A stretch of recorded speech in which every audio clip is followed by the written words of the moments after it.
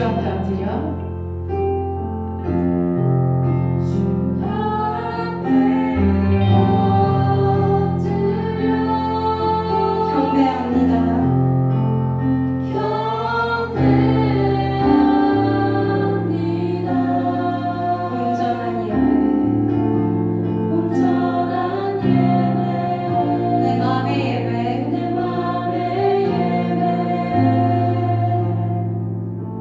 내 모든 것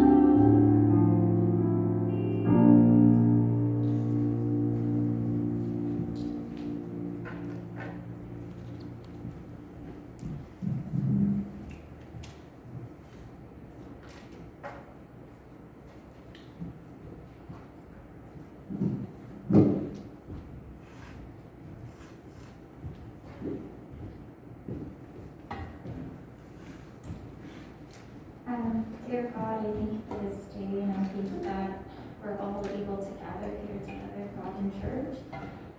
And I just pray that we wouldn't take this for granted, and that we would know that this is a privilege and an honor to be able to be in your house, God.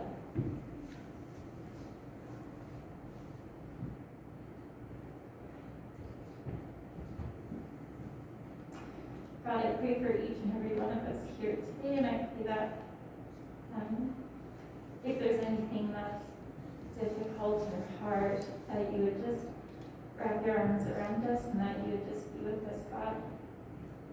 God, I pray that we would continue in our day-to-day lives to be more like you and to be like your character, God, and just try our best in whatever stage of life that we're in.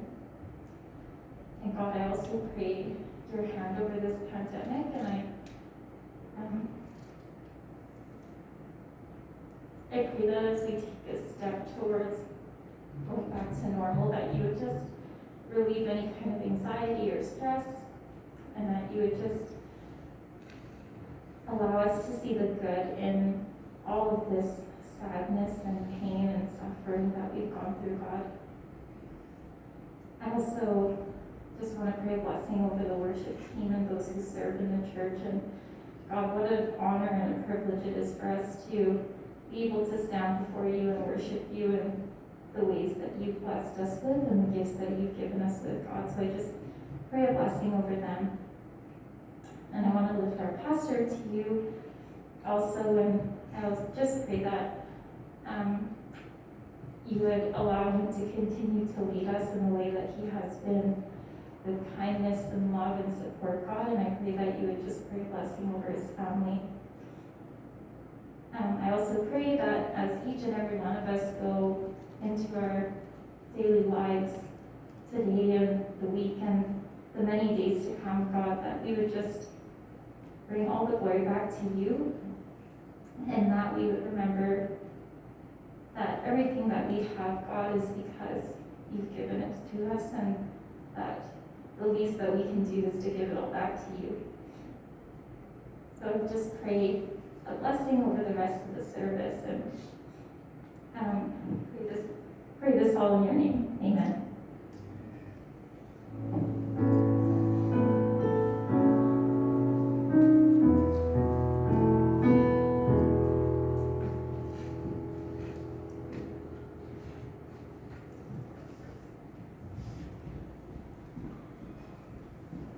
함께 말씀 보겠습니다. 오늘 함께 나눌 말씀은 신약성경 마가복음 6장 1절에서 6절까지 말씀을 같이 보겠습니다.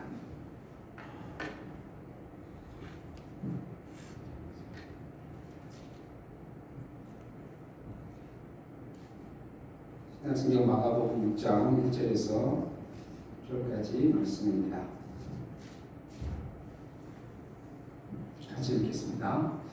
예수께서 그 길을 떠나사 고향으로 가시니 제자들도 따르니라. 안식일이 되어 회당에서 가르치시니 많은 사람이 듣고 놀라 이르되 이 사람이 어디서 이런 것을 얻었느냐? 이 사람이 받은 지혜와 그 손으로 이루어지는 이런 권능이 어찌 됨이냐? 이 사람이 마리아의 아들 목수가 아니냐? 야고보와 요셉과 유다와 시몬의 형제가 아니냐? 그 누이들이 우리와 함께 여기 있지 아니하냐 하고 예수를 배척한지라. 예수께서 그들에게 이르시되 선지자가 자기 고향과 자기 친척과 자기 집 외에서는 존경을 받지 못함이 없느니라 하시며, 거기서는 아무 권능도 행하실 수 없어 다만 소수의 병자에게 안수하여 고치실 뿐이었고 그들이 믿지 않음을 이상히 여기셨더라. 아멘.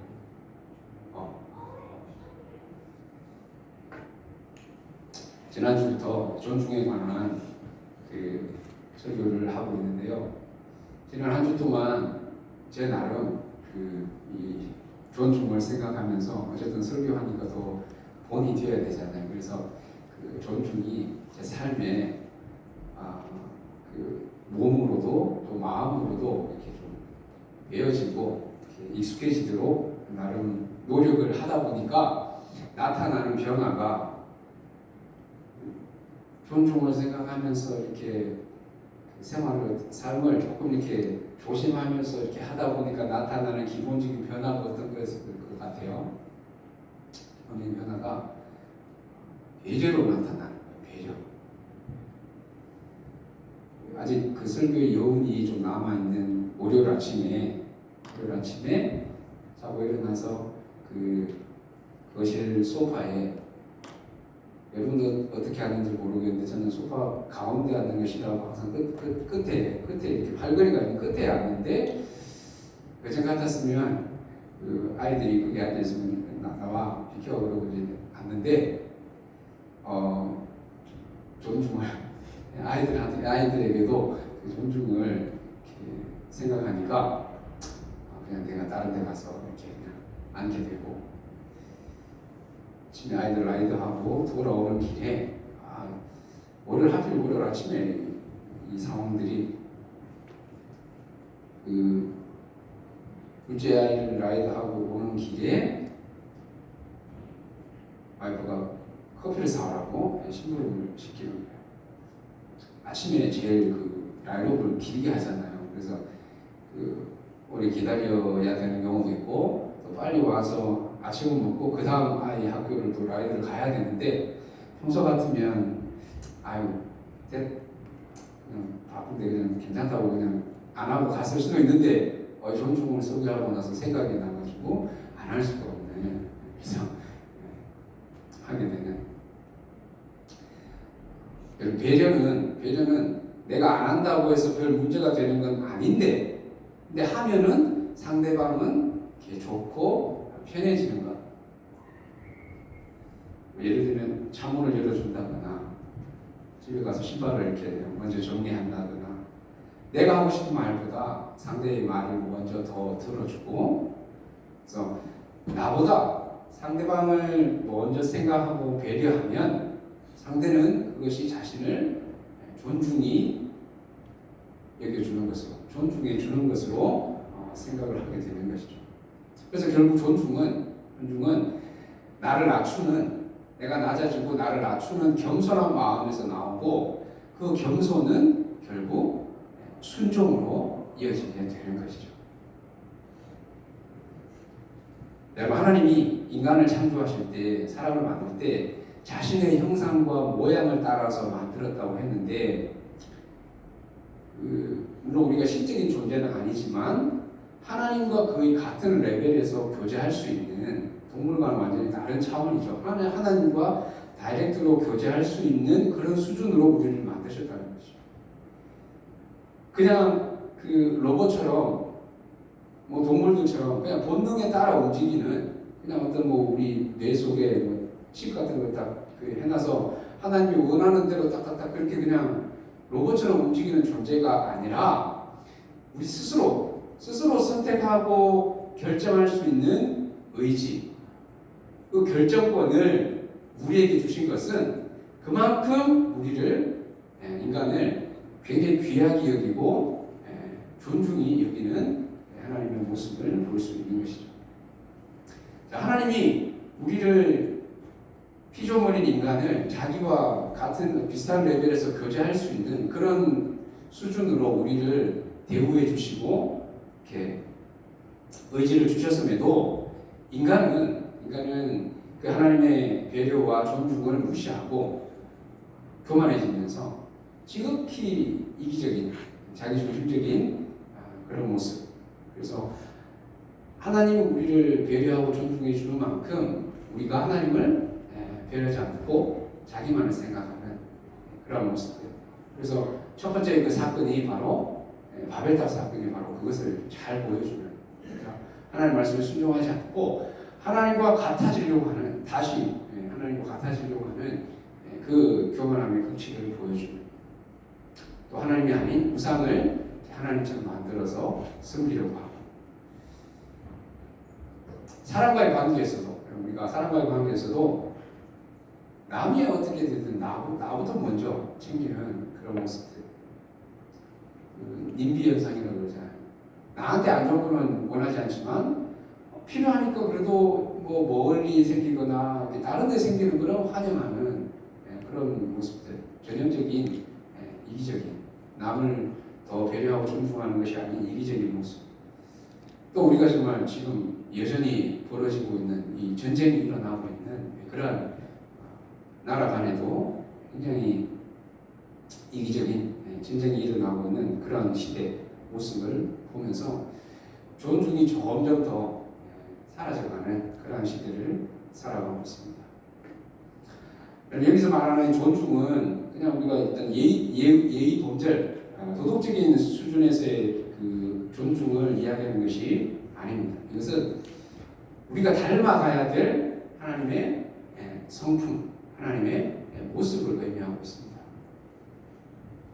특히 성경에서 우리가 살아가면서 만나게 되는 가정에서나 직장생활에서 상사나 이렇게 함께 일하는 동료들과 어떤 그 태도, 사람들 향해서 우리가 어떤 태도를 가져야 될지에 대해서 성경은 분명하게 가르쳐 줍니다. 상견들아, 의와 공평을 종들에게 베풀지니 너희에게도 하늘의 상전이 계시니를 알지어다. 물론 멍에하게 있는 종들은 자기 상전들을 범사에 마땅히 공경할 자도 알지니. 사회생활에서 만나게 되는 그 윗사람과 또 아랫사람들은 우리가 어떻게 대해야 될지, 또 가정에서도 남편들아 이와 같이 지식을 따라 너희 아내와 동거하고 그를 더 연약한 그릇이로 또 생명의 은혜를 함께 이어받을 줄 알아라. 귀히 여기라. 귀히 여긴다는 그만큼 배려하고 존중해주는 그런 의미를 포함하고 있는 것이죠. 그래서 우리가 살아가면서 만나게 되는 사람들을 향해서도 성경이 가르쳐주는, 말하고 있는 베이스에 깔려있는 공통점이 무엇입니까? 존중, 기본적으로 서로를, 상대방을 존중해 주는 것. 그럼 나랑 관계없는, 내가 모르는 사람이 나를 힘들게 하는 경우는 거의 드뭅니다. 물론 뭐 진짜 전쟁이 나서 진짜 막 그런 최악의 상황 아니고는, 그래서 항상 우리는 믿는 도끼에 발등이 지키듯이 아는 관계에서, 같은 그룹 안에서 우리가 관계를 맺으면서 스트레스와 상처를 주고 받는데, 그럼에도 불구하고 그들을 대하는, 그 사람들을 대하는 우리의 태도가 어떠해야 하는지 잘 보여주는, 상전들도 자기 아래 사람들을 의와 공평을 존중히 여겨주고, 밑에 사람들은 항상 이 사람들 이렇게 우리가 흔히 말하는 뒷담화하면서 이렇게, 그게 또 하나의 낙이고 막 이렇게 스트레스를 풀 수 있는 방법이긴 하지만 그게 아니라 마땅히 공경할 자로 이렇게 알고, 또 부부 사이도 마찬가지고, 또 나머지 가족들 관계에서도 마찬가지고. 한편으로는 너무 이상적인 것 같은, 우리가 뭐 다 감정을 완전히 컨트롤하고 막 천사 같은 모습이어야만 할 것 같지만, 그럼에도 우리가 노력하고 닮아가야 하는 훈계사랑의 연장선상에 있는 그 모습이 바로 존중임을 알 수가 있습니다. 자, 오늘은 성경에 나타난 예수님이 당한 한 사건을 통해서 존중이 얼마나 중요한 결과를 낳게 되는지, 또 존중의 보상이 무엇인지에 대해서 나누고자 합니다. 여러분, 예수님이 태어나실 때쯤에 이스라엘 사람들은 메시아의 탄생을 아주 애타게 간절히 기대하고 기다리고 있었습니다. 왜냐하면 구약 성경에서 선지자들이 분명히 메시아가 올 것이라고 예언을 했고, 구약과 신약 사이에 400년이라고 하는 그 신구약 중간기라고 하는 400년 동안에 아무런 그 하나님이 역사하시지도 않고 특별한 어떤 선지자들도 나타나지 않는 400년의 침묵 기간이, 암흑기가 있었어요. 그리고 로마의 압제를 받고 있는 그 상황에서, 여러분 생각해 보세요. 구약에서 메시아가 올 것이라고 예언했고 400년 동안 아무런 어떤 하나님이 일하시지 않는 것 같은 그런 암울한 상황이 되어졌고, 더구나 지금 나라는 로마의 지배를 받고 있는 그런 상황에서, 그러다 보니까 정말 자기들을 구원해줄, 자기 나라를 회복시켜줄 메시아를 기다릴 수밖에 없는 그러한 상황이 있었던 것이죠.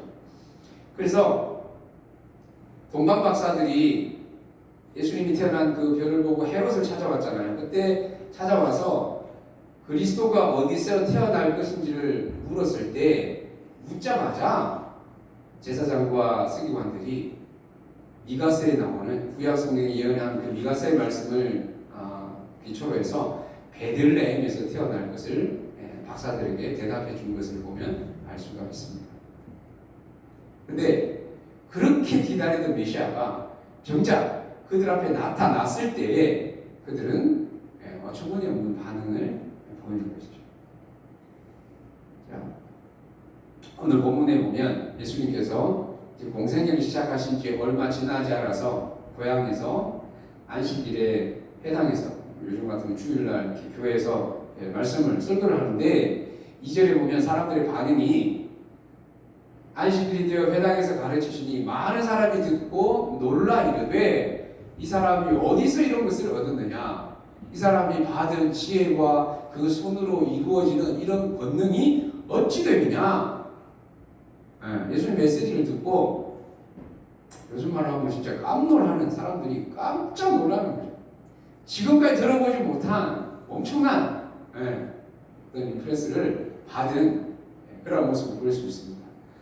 다 사람들이 많은 사람이 다 듣고 놀라는데 문제는 3절에 보면 이 사람이 마리아의 아들 목수가 아니냐, 야고보와 요셉과 유다와 시몬의 형제가 아니냐, 그 누이들이 우리와 함께 여기 있지 아니하냐 하고 예수를 배척해요.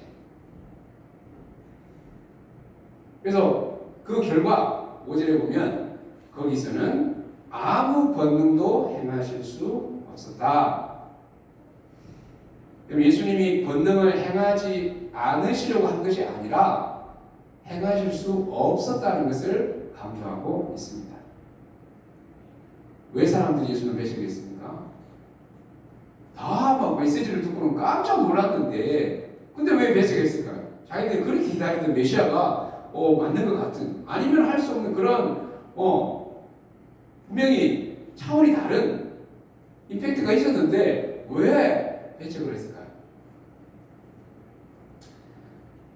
한번 입장을 바꿔서 생각해보면 인간적으로 이해가 되는 면이 있습니다. 같은 사건을 기록한 누가복음 4장에 보면요, 예수님이 이 말씀을 읽었습니다.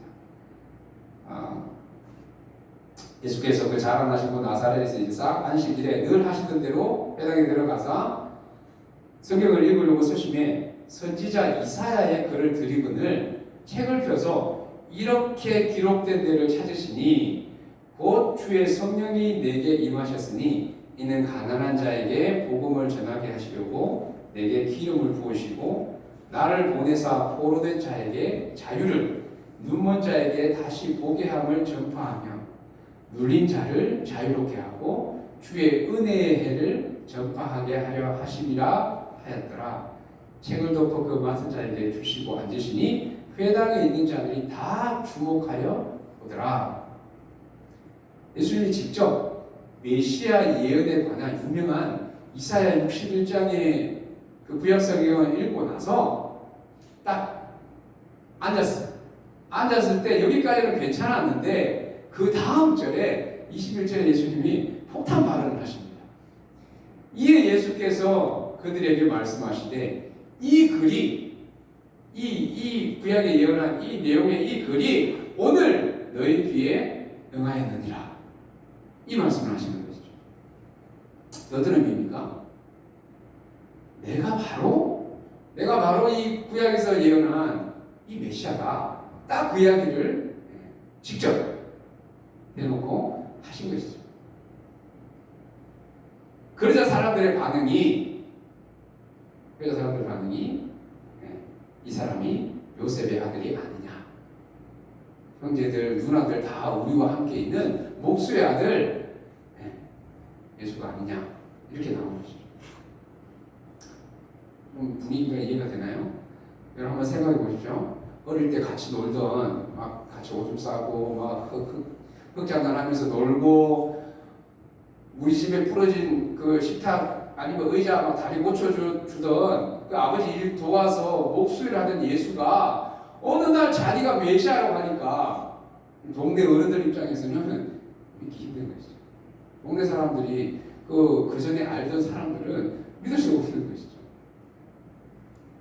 저는 조금 공감이 되는 게 가끔 이제 한국에 가서 제가 자란 시골 마을이나 시골 교회에 가면 어른들이 제가 목사인 줄 알지만 아이고 이게 누구 시골 어른들은 제 이름을 똑바로 발음하면서 부르지 않아요.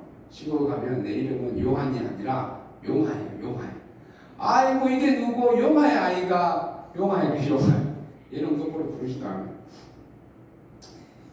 그분들 눈에는 나를 뭐 자식처럼 손주처럼 그렇게 여기니까 편하게 생각해서 그러는 거지 일부러 무시하는 건 아니죠. 그리고 나사렛 사람들 입장에서도 어릴 때부터 봐온 예수라는 청년이 어느 날 갑자기 자기가 메시아라고 하니까 그 황당하게 받아들이고 배척을 하게 된 것이죠. 그때 예수님이 이 말씀을 하십니다. 예수께서 그들에게 이르시되 선지자가 자기 고향과 자기 친척과 자기 집 외에서는 존중을 받지 못함이 없느니라 이렇게 말씀합니다. 예수님은 나사렛이 자기 고향이니까 다른 지역보다 더 애정을 가지고 그러잖아요. 더 이렇게 마음을 쏟아서 사람들을 고쳐주고 권능을 행하시고자 했지만 그 사람들이 예수님을 존중하지 않았기 때문에 존중하지 않고 배척했기 때문에 아무 권능도 행하실 수 없었다고 기록을 하고 있습니다. 왜냐하면 자기들이 기대하던 메시아의 모습이 아니었기 때문에 또 한편으로는 그냥 옛날부터 자기들이 알던 그냥 사람이었기 때문에 사람으로만 생각하고 놀랄 만큼의 임팩트는 있긴 있었지만 그냥 우리와 똑같은 그냥 사람으로만 생각하기 때문에 예수님을 받아들이지 못한 것이죠. 근데 반면에 똑같이 메시아를 기다리던 시몬이라는 사람은 그 공생애를 시작한 사역을 시작한 성인 어른 예수님이 아니라 아기 예수님 태어난 지 이제 막 한 달 정도밖에 안 된 진짜 갓난 그 아기였음에도 불구하고 시몬은 예수님을 보자마자 시몬이 아기를 안고 하나님을 찬송하여 이르되 주제여 이제는 말씀하신 대로 종을 평안히 놓아주시는도다. 내 눈이 주의 구원을 보았사오니 예수님이 구원자시오. 메시아라고. 이는 만민 앞에 얘기하신 것이요 이방을 비추는 빛이요 주의 백성 이스라엘의 영광이니이다. 시몬은 이렇게 고백을 하는 것이죠. 나사렛 사람들은 이미 예수님이 공생의 기간 동안에 행하신 많은 이적을 보고 듣고 또 예수님이 직접 말씀하시는 그 메시지를 듣고 놀라고 그럼에도 배척하고 존중하지 않았지만 시몬은 아직 아무것도 한 게 없는 나중에 애 낳고 말하면 태어난 지 한 달이면은 그냥 먹고 자고 응가하는 것밖에 없는 그냥 그 진짜 갓난 아기임에도 불구하고 예수님을 메시아로 믿고 존중했다는 것이죠. 그 차이가 어디에 있는지는 다음 주에 같이 보려고 합니다. 오늘 이 사건에서 꼭 기억해야 될 중요한 포인트는 존중은 주님이 권능을 행하시느냐 못하게 하냐를 결정하는 중요한 요인이었고 이것은 그때 그 나사렛 사람들뿐만 아니라 지금 우리의 삶에도 마찬가지입니다. 우리가 어떻게 주님을 대하느냐에 따라서 주님 우리 삶 가운데 역사하심을 경험하냐 못하느냐 그것이 달려 있다는 것이죠. 심지어 우리가 사람을 대하는 데 있어서도 마찬가지. 아내를 존중하면 반찬이 달라질 것이다. 내가 대접을 받고 존중을 받기 위해서 먼저 존중하는 마음과 태도를 가지게 되면 그 존중이 나에게도 돌아오기 때문에 예수님께서도 나보다 남을 먼저 낮게 여기라고 말씀하셨습니다. 그리고 하나님을 향한 우리의 자세는 지난주에 봤던 이 사무엘상 6장 30절 말씀 나를 존중히 여기는 자를 내가 존중해 나를 멸시하는 자를 내가 경멸하리라. 하나님을 어떻게 대해야 되는지에 있어서는 이 말씀이 우리 마음에 정말 확 박혀서 새겨져서 나를 존중히 여기는 자를 하나님도 존중히 여기시고 나를 멸시하는 자는 하나님도 경멸한다. 이 말씀을 꼭 우리가 새겨야 합니다. 특별히 이 존중에 관한 말씀을 나누는 동안 계속해서 우리 마음에 하나님에 대한 존중과 내 주위에 있는 사람들을 존중하는 그런 우리의 마음과 좀 자세가 몸에 좀 배어지도록 한 주 한 주 하루하루 살아가면서 하나님을 향해서 내가 만나는 사람들을 향해서 존중이 우리 좀 마음에 삶에 이렇게 잘 드러날 수 있도록 각자가 한 번 더 정말 마음에 품고 노력을 했으면 좋겠습니다. 그것이 바로 산상수훈에서 예수님 말씀하신 이같이 너희 빛이 사람 앞에 비치게 하여 그들로 너희 착한 행실을 보고 하늘에 계신 너희 아버지께 영광을 돌리게 하라. 여기서 말씀하시는 착한 행실이 물론 다른 여러 가지 모습들로 착한 행실이 있을 수도 있지만 저는 나보다 남을 먼저 배려하고 존중하는 모습이 우리의 삶에서 나타나야 될 착한 행실이 아닌가. 착한 행실은 바로 사람을 존중하는 모습으로 나타나는 그런 삶이 바로 하나님의 영광을 위한 삶임을 기억하면서 또 새로운 한 주가 우리에게 주어졌습니다. 새로운 하루의 삶이 우리에게 주어졌는데 이 시간들을 하나님을 존중하고 사람을 존중하며 살아갈 때 그 삶을 통해서 주님이 우리의 삶 가운데 풍성히 일하심을 경험하는 우리의 삶이 되어질 수 있도록 이 한 주간 우리 마음에 하나님을 존중히 여기고 또 우리가 만나는 모든 사람들을 다시 한번 그냥 내 인간적인 내 감정으로 먼저 대하는 것이 아니라 존중히 여기는 이 마음을 품고 사람들을 대할 때 한 주 동안 우리의 삶 가운데 하나님이 주님의 일하심을 경험하는 저와 여러분의 삶이 되기를 간절히 소망합니다. 기도하겠습니다.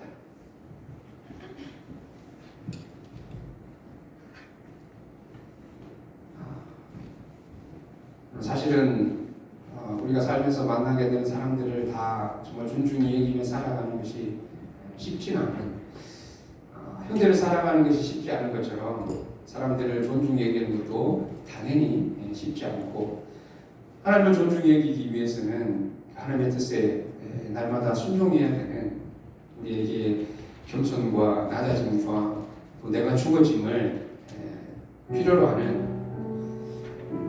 날마다 어떻게 보면 자신과 싸워야 하는 힘든 그 싸움과 과정 가운데 있습니다.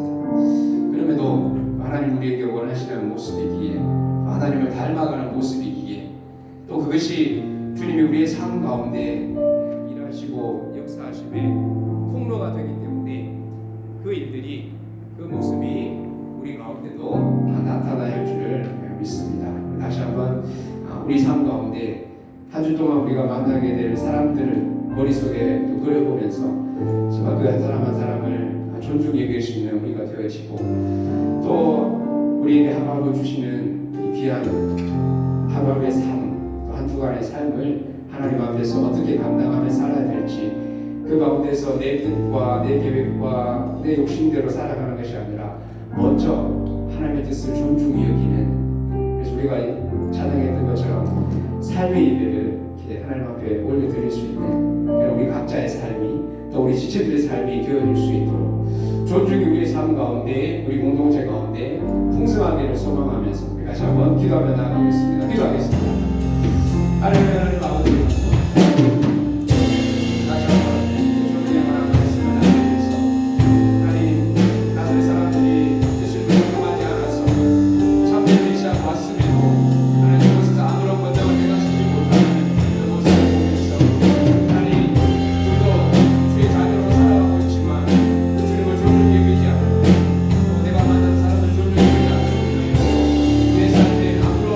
하나님의 일하심을 역사하심을 경험하고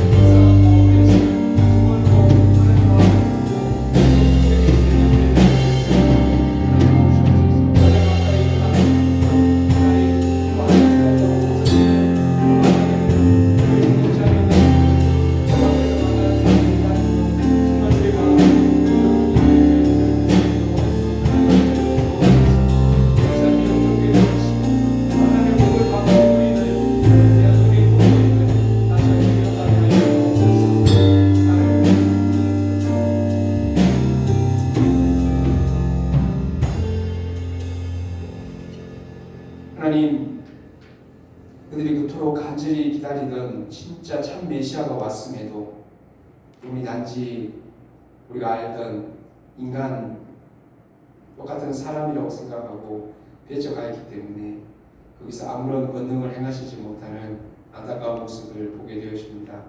꼭 우리의 삶 가운데 주의 자녀로 부름을 받았음에도 우리가 하나님을 존중히 여기지 않고 또 주변의 사람들을 존중히 여기지 않으므로 하나님 우리 삶에 베푸시고자 하시는 복과 은혜들을 우리가 스스로 제한하고 있지는 아니하는지 다시 한번 우리의 모습을 돌아보면서 주의 이 마음을 품고 주님을 닮아가기 위해서 하나님의 뜻을 존중히 여기고 또 우리에게 허락하신 삶의 자리에서 만나게 되는 한 사람 한 사람 그냥 스쳐 지나간 또 존중히 여기지 않아도 되는 사람이 아니라 그들을 정말로 다시 한번 더 존중히 여기고 귀하게 여길 때에 하나님 우리의 삶에 베푸시고자 하시는 귀한 은혜와 복이 하나님의 일하심을 경험하는 저희들의 삶이 되어질 수 있도록 도우시고 특별히 공동체 안에서 만난 귀한 지체들 한 사람 한 사람을 더 주의 사랑으로 존중히 여김으로 우리 가운데 하나님의 영광이 풍성하게 드러나는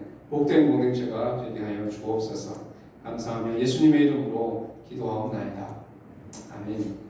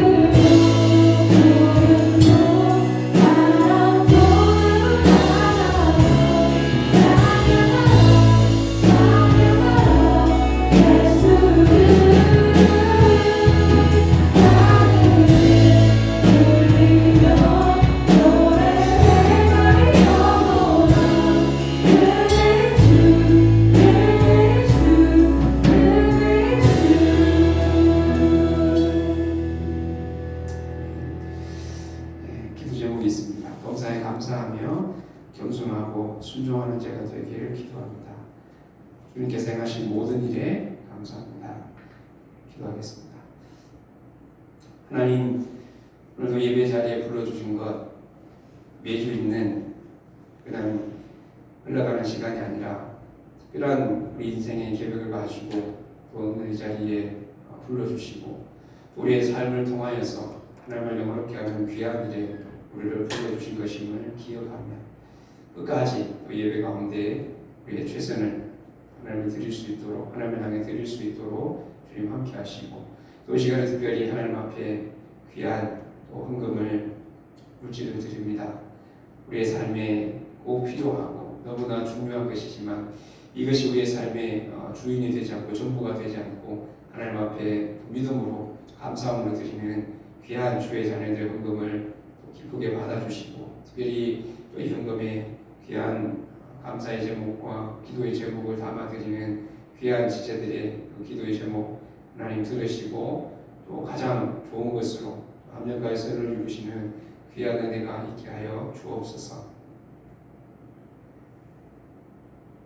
여호와는 사랑하는 지체들 한 사람 한 사람에게 복을 주시고 여러분들을 지키시기를 원하며, 여호와는 그의 얼굴을 여러분들에게 비추사 은혜 베푸시기를 원하며, 여호와는 그 얼굴을 여러분들에게로 향하여 드사 평강 주시기를 원하노라.